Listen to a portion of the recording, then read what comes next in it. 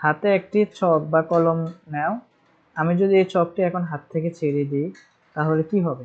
যদি আমি একটা বস্তুকে হাত থেকে ছেড়ে দিই তাহলে কি হবে স্যার? সোজা এটা নিচের দিকে পড়বে, ঠিক না? এটা কেন নিচের দিকে পড়বে সেটা কখনো ভেবেছো? কখনোই ভাবো না, ঠিক আছে। কিন্তু প্রশ্ন এটা উপরে গেল না কেন, ডান বা বামের দিকে গেল না কেন, প্রতিবার নিচে কেন পড়ে? এটা তো উপর থেকে নিচে, উপর থেকে যখন একটা একটা জিনিস আমরা ফালালাম তখন এটা তো তোমার এদিকে চলে যাওয়ার কথা, এদিকে চলে যাওয়ার কথা বা উপরে যাওয়ার কথা, বাট হচ্ছে এটা সোজা বরাবর নিচে কেন পড়লো? এটার কোনো কারণ তো অবশ্যই আছে, ঠিক আছে। শুধু এর চক নয়, গাছ থেকে আম পড়ে, বৃষ্টি আকাশ থেকে মাটিতে নামে, আর আমরা যতই উঁচু লাফ দিই না কেন আবার মাটিতে ফিরে আসি। কেন এমন হয়? এই সব কিছুর পিছনে কাজ করছে প্রকৃতির একটি অদৃশ্য কিন্তু অত্যন্ত শক্তিশালী বল, মহাকর্ষ বল। ঠিক আছে, এটা হচ্ছে একটা অদৃশ্য, আমরা মুসলিম হিসেবে বলি এটা হচ্ছে আল্লাহ তাআলার একটা কুদরত। সেটা হচ্ছে একটা মহাকর্ষ বল, মানে গ্রেভিটেশনাল ফোর্স। এই যে মহাকর্ষ আমাদের সে অদৃশ্য শক্তি, ঠিক আছে, গ্র্যাভিটেশনাল ফোর্স, সেটা এটার কারণে সকল বস্তু নিচের দিকে পড়ে। তো এই আমরা এই ক্লাসে কি কি জানবো? মহাকর্ষ বল কি, নিউটন কিভাবে বলে ধারণা দিয়েছিলেন, মহাকর্ষ বলের সূত্রটি প্রতিটি রাশি, অর্থ এবং বোর্ডে পরীক্ষা আসা গুরুত্বপূর্ণ অঙ্ক খুব সহজে কৌশল সমাধান করার উপায় শিখব। একটি মজার প্রশ্ন রেখে শুরু করি। আজ যদি পৃথিবীতে মহাকর্ষ বল হঠাৎ মাত্র 10 সেকেন্ডের জন্য অদৃশ্য হয়ে যায় তাহলে কি ঘটবে? তোমাদের কি মনে হয়? এই প্রশ্নের উত্তর আজকে ক্লাসে পেয়ে যাবে, তাই পুরো ক্লাস মনোযোগ দিয়ে দেখো। চলো শুরু করা যাক মহাকর্ষ বল। তাহলে দেখো, মহাকর্ষ বল কখন হবে? যখন একটা বস্তু ভর আছে, প্রতিটি বস্তু অন্য বস্তুকে আকর্ষণ করে। যখন পৃথিবীতে দুইটি বস্তুর ভর থাকে, ঠিক আছে, এই মহাবিশ্বে যখন দুইটা বস্তুর ভর থাকে একে অপরকে কি করে? আকর্ষণ করে। ভর থাকলে সাধারণত কি করবে? আকর্ষণ করবে একে অপরকে একটা বল দ্বারা, সেটা হচ্ছে মহাকর্ষ বল। তাহলে দেখো মহাকর্ষ বল কি? ভর আছে এমন যে কোনো বস্তু অন্য বস্তুকে আকর্ষণ করে। ভর আছে এমন যে কোনো বস্তু, যেরকম পৃথিবীর একটা ওজন আছে আর আমাদের পৃথিবীর উপরে আমার একটা ওজন আছে, তো আমাকে কি করে সে আকর্ষণ করে পৃথিবী পৃষ্ঠে ধরে রেখেছে। আমি যদি লাফ দিই তাহলে আমি নিচে পড়ে যাব।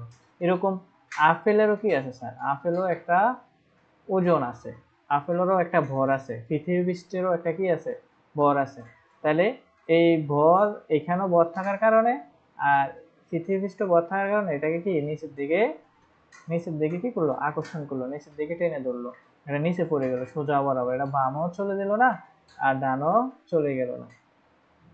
তো নিউটনের আবিষ্কার আপেল পড়ার ঘটনা থেকে মহাকর্ষের সূত্র আবিষ্কৃত। আমরা জানি স্যার আইজ্যাক নিউটন হচ্ছে যে উনি যখন কৃষিকাজ অনেক পছন্দ করতো, প্রকৃতি অনেক ভালোবাসতো, যখন উনি প্রকৃতি দেখার জন্য একটা ফল গাছের নিচে বসে বসে প্রকৃতি দেখতেছে, তখনই হঠাৎ করে হচ্ছে যে ওনার সামনে একটা ফল ওনার মাটির সামনে পড়ছে এবং উনি তখনই হচ্ছে যে চিন্তাধারা শুরু করছে যে এই ফল কেন মাটিতে পড়লো, সোজা কেন পড়লো, এটা বামে যাওয়ার কথা, বামে না গেলে ডানে যাওয়ার কথা, উপরে যাওয়ার কথা, ওই দিকে না গিয়ে কেন এটা সোজা পড়লো, এটার কারণ কি, এটা যুক্তিকতা কি? তাহলে নিউটনে ওইটা চিন্তা ভাবনা করে পরবর্তী যে হচ্ছে যে মহাকর্ষ বলের সূত্রটা উনি আবিষ্কার করছে। মহাকর্ষ গ্রহ থেকে পারমাণবিক কণা সবার ক্ষেত্রে প্রযোজ্য, ঠিক আছে, মহাকাশের গ্রহ থেকে পারমাণবিক কণা সবার ক্ষেত্রে প্রযোজ্য মহাকর্ষ বলটা। তাহলে নিউটনের মহাকর্ষের সূত্র, এটা হচ্ছে নিউটনের মহাকর্ষ সূত্র। ধরো এখানে একটা বল আছে, আবার এখানে একটা বল আছে, তাহলে এই বলটা তাকে আকর্ষণ করে, এই বলটা তাকে আকর্ষণ করে, সমান বিপরীতমুখী, ঠিক আছে, সমান আকর্ষণ করে। এই বলটা এটাকে দিকে টানে যে বলে, এটাকেও একই বলে টানে, একই বলে টানে। তাহলে সমান বলে টানার কারণে হচ্ছে তারা যে যেখানে আছে এখানে স্থির অবস্থায় আছে। তাহলে দেখো দুটি বল m1 m2 মধ্যবর্তী দূরত্ব r হলে তাদের মধ্যবর্তী আকর্ষণ হচ্ছে F = g m1 m2 / r²। F হচ্ছে মহাকর্ষীয় বল, F এর একক হচ্ছে নিউটন, g হচ্ছে মহাকর্ষীয় ধ্রুবক, মুখস্থ রাখতে হবে। আর হচ্ছে কেন্দ্র থেকে দূরত্ব, এই যে এই কেন্দ্র থেকে এইখান থেকে এইটুকু, এই কেন্দ্র থেকে এইখানে দূরত্ব, এইখানে একটা কেন্দ্র আছে, এখানেও একটা কি আছে? কেন্দ্র আছে, কেন্দ্র থেকে ডিসটেন্স হচ্ছে r। তাহলে মহাকর্ষের সূত্র হচ্ছে F = g m1 m2 / r², মনে রাখবা, এটাই হচ্ছে নিউটনের মহাকর্ষের সূত্র। মহাকর্ষের ধ্রুবক g এর মানটা সব সময় এত মনে রাখার চেষ্টা করবা, ঠিক আছে।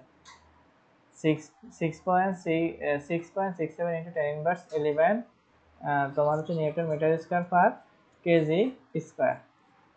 এককটা মনে রাখবা। আবিষ্কার করেছে 1797 সালে হেনরি ক্যাভেন্ডিশ পরীক্ষা নির্ণয় করেন। সর্বত্র একই মহাবিশ্বের যে কোনো স্থানে জি এর মান অপরিবর্তিত থাকে। এটা সব জায়গায়, বিষুবীয় অঞ্চল হোক, মেরু অঞ্চল হোক, এখানে মহাকর্ষীয় ধ্রুবকের মান এতই থাকবে। এটার কোনো কি হবে না, চেঞ্জ বা পরিবর্তন হবে না। ক্রিয়া প্রতিক্রিয়া নিউটনের তৃতীয় সূত্র। ঠিক আছে, নিউটনের তৃতীয় সূত্রের উপর ভর করে আমাদের এই সূত্রটা নিউটনে আবিষ্কার করছে। ক্রিয়া প্রতিক্রিয়া আমরা তো জানি প্রত্যেক বস্তুরই একটি কি আছে, সমান ও বিপরীতমুখী প্রতিক্রিয়া বল আছে। তাহলে এই M1 এটা যে বলে এই বস্তুকে টানবে, এটা M2 এটা যে ফোর্সে এই বস্তুকে টানবে, সেম ভাবে M1 M2 কে সেম ভাবে একই ফোর্সে টানবে। ঠিক আছে, তাহলে এখানে আমরা যদি পড়ি ক্রিয়া প্রতিক্রিয়া নিউটনের দ্বিতীয় সূত্র, দুটি বল M1 M2 একই ও বিপরীত দিকে বল দ্বারা একে অপরকে আকর্ষণ করে। দুটি বল M1 M2 একই বিপরীত দিকের বল দ্বারা একে অপরকে কি করে, আকর্ষণ করে। তাহলে এইখানে সমানভাবে আকর্ষণ করে। ঠিক আছে, এই কারণে আমাদের এখানে সূত্রটা এরকম দেওয়া হচ্ছে, F ইকুয়াল তোমার G M1 M2 by R square সমান, এটা পুরাটা হচ্ছে এক অপরকে সমান বলে টানে। F ইকুয়াল দেওয়া আছে, বুঝতে পেরেছো? তাহলে বল দুটি সমান, কিন্তু ভর ভিন্ন হলে ত্বরণ ভিন্ন হবে। বল দুটি সবসময় সমান হবে, কিন্তু ভর ভিন্ন হলে ত্বরণ ভিন্ন হবে তাদের মধ্যে। তাহলে আমরা নিউটনের তৃতীয় সূত্র জানতে পারলাম, এবং নিউটনের তৃতীয় সূত্র থেকে সূত্রটা আবিষ্কার হয়েছে সেটাও জানতে পারলাম। পৃথিবীর মহাকর্ষ ওজন, পৃথিবীর ভর m পৃষ্ঠে m ভর বস্তু থাকলে, ধরো আমি যদি এখানে হচ্ছে পৃথিবী, এখানে পৃথিবী, এটা পৃথিবীর কেন্দ্র, আমি যদি এখানে পৃথিবী পৃষ্ঠের উপরে থাকি না, আমি পৃথিবীর উপরে পৃষ্ঠে থাকি, তাহলে এই কেন্দ্র থেকে আমার একটা ডিস্টেন্স আছে, এই কেন্দ্র থেকে আমার একটা দূরত্ব আছে। ঠিক আছে না, আমার একটা দূরত্ব আছে, সেটা হচ্ছে আমাদের বর্গে আর স্কয়ার। আর এটা হচ্ছে পুরোটা হচ্ছে m, এই পৃথিবী পুরোটা হচ্ছে m ভরের মান। আর স্মল লেটার হচ্ছে এই আমি যেখানে আছি সেটা হচ্ছে আমার ভর। পৃথিবীর ভর হচ্ছে ক্যাপিটাল লেটার, আর স্মল m হচ্ছে আমার ভর। তাহলে আমরা পৃথিবী ভর m পৃষ্ঠে m ভরের বস্তু থাকলে আমরা লিখতে পারি F equal J M by R square. একই বল ইকুয়াল ওজন, যে বল দিয়ে পৃথিবীকে বস্তুকে আকর্ষণ করে সেটাই হচ্ছে বস্তুর ওজন। যে বল দিয়ে পৃথিবীর বস্তুকে আকর্ষণ করে সেটাই হচ্ছে কি ওজন। আর হচ্ছে পৃথিবীর ব্যাসার্ধ, কেন্দ্র থেকে বস্তুর দূরত্ব, পৃষ্ঠ থেকে উচ্চতা, কেন্দ্র থেকে বস্তুর দূরত্ব। আর এইখানে আর হচ্ছে পৃথিবীর ব্যাসার্ধ, পৃথিবীর ব্যাসার্ধ ধরো এখান থেকে এতটুকু হচ্ছে পৃথিবীর ব্যাসার্ধ, এখান থেকে এতটুকু হচ্ছে পৃথিবীর ব্যাসার্ধ, এখান থেকে এতটুকু হচ্ছে পৃথিবীর ব্যাসার্ধ, এখান থেকে এতটুকু হচ্ছে পৃথিবীর ব্যাসার্ধ। কেন্দ্র থেকে যে অর্ধেক জিনিসটা আছে এটাই হচ্ছে ব্যাসার্ধ।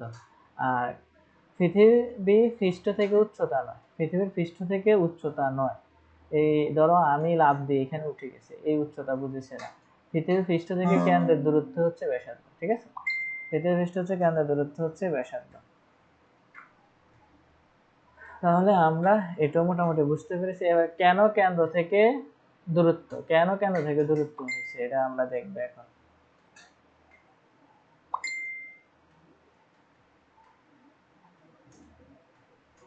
গোলকীয় বস্তু বিশেষ ধর্ম, পৃথিবীর প্রতিটি বিন্দু বস্তুকে আকর্ষণ করে, সব আকর্ষণ একত্র করলে মনে হয় পৃথিবীর সমস্ত ভর যেন কেন্দ্রবৃত্তে জমা আছে।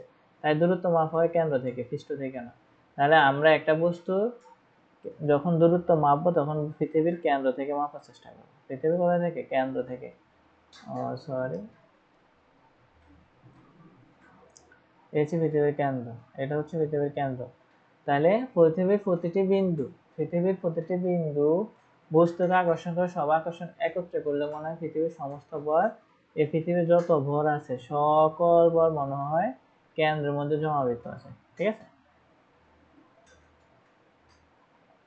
মহাকর্ষীয় ত্বরণ আমরা সূত্র জানি, F ইকুয়াল m এ বলের সূত্র। ঠিক আছে, তাহলে আমরা এখানে F ইকুয়াল m এ F এর সূত্র জানি না, F এর তো পৃথিবী F এর সূত্র জানি G M by M R square.